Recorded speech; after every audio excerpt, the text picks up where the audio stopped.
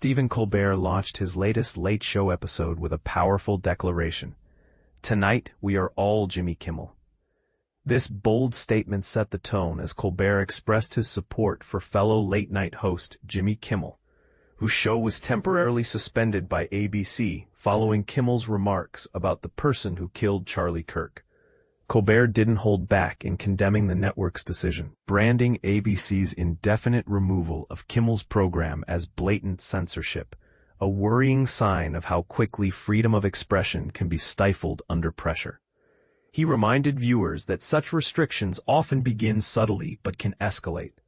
Remember when, during the very first week of his presidency, the Gulf of Mexico was renamed Gulf of America, Colbert pointed out, underscoring how any inch given to an authoritarian leader only invites more control. By pulling Kimmel off the air, ABC might think they've appeased the current regime.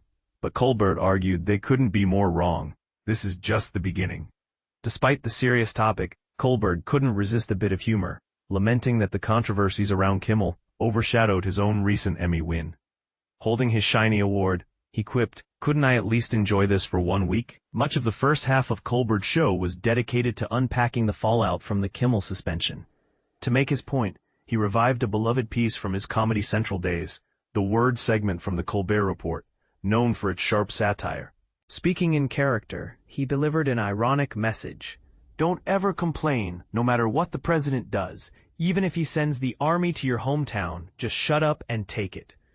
Interestingly, bringing back this segment on CBS stirred some nostalgia and tension, since Comedy Central and CBS were once rivals under different corporate umbrellas.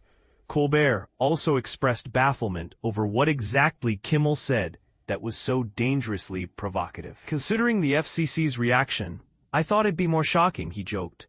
"It's like hearing Playboy has a racy new centerfold, but it turns out it's just Jimmy Kimmel." He warned that silencing political commentary like Kimmel's poses a serious threat to civil liberties, especially given that FCC Chair Brendan Carr, who once championed free speech, might have taken issue with such censorship in the past. Adding a personal slash of satire, Colbert poked fun at the timing of his own potential cancellation, which came soon after he criticized Paramount's deal with President Trump as essentially a bribe. A company seemingly bowing to the president's demands just to get their merger approved. "Has something like this ever happened before?" he asked facetiously, quickly noting that he was being advised not to answer.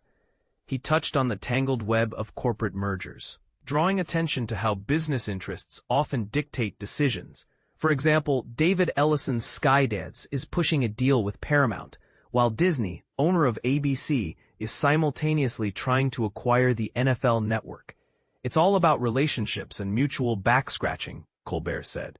He humorously referenced Pixar, Disney's famed animation studio, joking about it merging with an unrelated candy brand and somehow connecting to defense contracts. This absurd chain highlighted how complex and intertwined corporate ownership has become.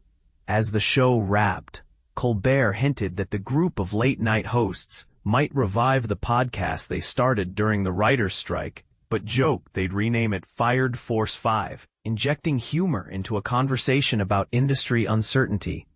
But here's the part most people miss. Is this crackdown on political commentary a necessary step, or a dangerous intrusion on press freedom? Are networks really just caught in corporate crossfires, or is there a deeper suppression at play? What do you think? Should ABC have the right to pull Kimmel's show? Or is this censorship that threatens all our voices? Drop your thoughts below and let's start the debate.